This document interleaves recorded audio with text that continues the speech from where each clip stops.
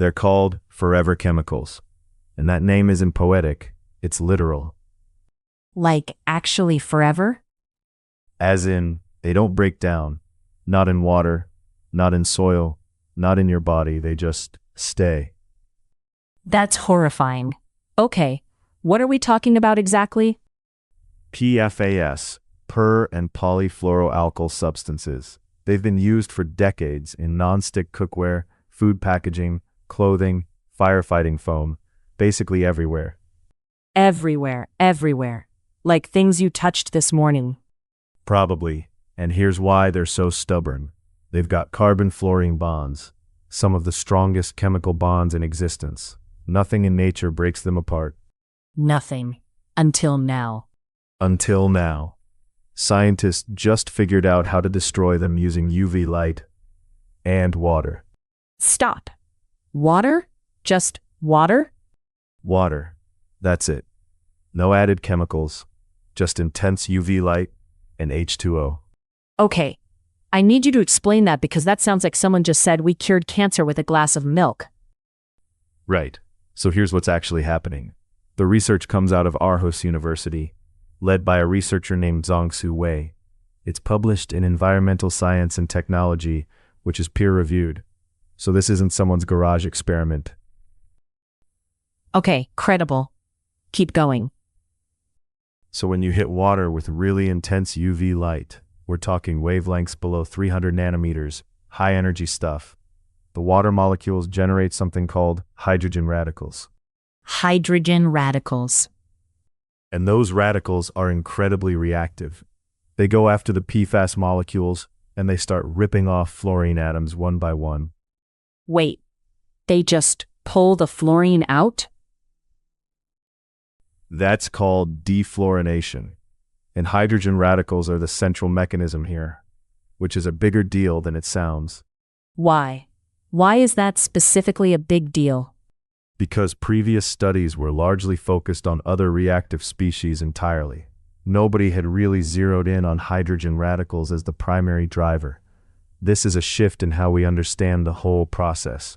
So, scientists have been looking at this problem and basically staring past the actual answer. For years, yeah.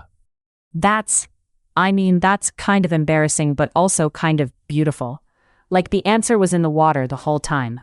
Little bit poetic for a chemistry paper, but sure. I'm allowed.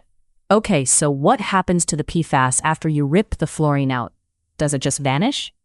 Not exactly vanish. It breaks down into smaller compounds. And here's the key thing.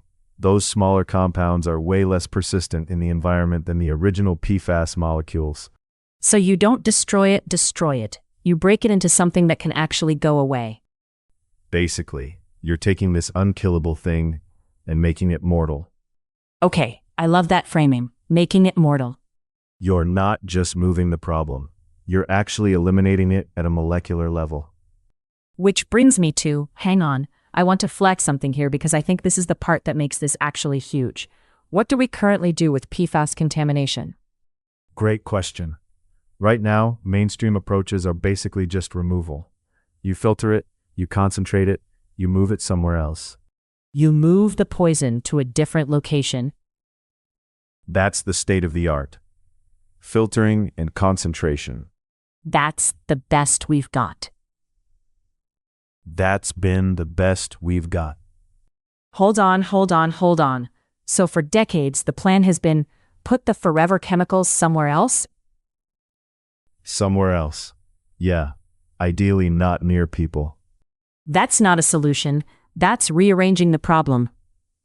I mean, it's better than nothing, but yeah, you're not wrong. And now we've something that actually destroys them, with light and water. I genuinely didn't know that the bar was that low before this. And look, I want to pump the brakes slightly here, because this is still a research study. We're not at the point where every contaminated water system is getting a UV treatment tomorrow. Okay, fair. Scaling this is a whole other conversation. Getting UV systems powerful enough, at the right wavelengths, into real-world water treatment, that takes time and money. Right. But And I'll give you this, the underlying mechanism is real. It's verified, it's peer-reviewed. The science works. The engineering is the next problem. and the engineering is a solvable problem. That's the difference. The science was the wall. Now the wall is gone. Okay, yeah, I'll give you that. Thank you. Because think about what this actually means at scale. PFAS are in drinking water across the country. They're in soil. They're in people's blood. And every intervention so far has been, well, we can reduce your exposure a little.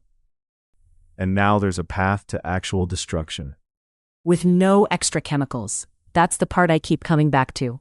You don't need to introduce something new and potentially dangerous to fix the thing that's already dangerous. Water and light. It's almost annoyingly simple in concept. Right? Like, somewhere a PFAS molecule is learning it's been defeated by a glass of water and a sun lamp. And I'm obsessed with that. Darkly, the chemicals spent 40 years in your nonstick pan, and they're getting taken out by the thing in your kitchen tap. Poetic justice. Okay, so where does this go from here? What are we watching? A few things. First, replication. Other labs need to confirm these results. That's how science works. One study is a flag, multiple studies are a fact. Right. Second, scaling. Researchers and engineers need to figure out how to apply this in real water treatment facilities. The 300 nanometer UV wavelength threshold is a specific technical bar to hit. That's not your average UV lamp. Not even close. Third, policy. If this holds up, regulators are going to want to know whether PFAS destruction standards need to be updated. Because right now, the whole framework is built around removal, not destruction. So the rules themselves need to catch up to the science. Which, as we know, takes longer than it should. Always. But I'll take the win on the science side. This is genuinely one of those stories where I feel like something actually moved. Yeah, and look, this is part of a bigger picture around water systems under stress and long-term environmental contamination that we keep coming back to. It's all connected. Okay, wrapping up. PFAS. Decades of contamination. No real destruction method. Scientists at Aarhus University just showed that intense UV light generates hydrogen radicals from water, and those radicals strip the fluorine out of PFAS molecules. No added chemicals. Published in a peer-reviewed journal. And if it scales, it changes everything about how we approach this problem.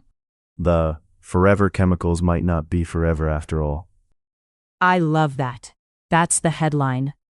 If this story made your brain light up even a little, subscribe to the News Pod wherever you're listening. We're here every day.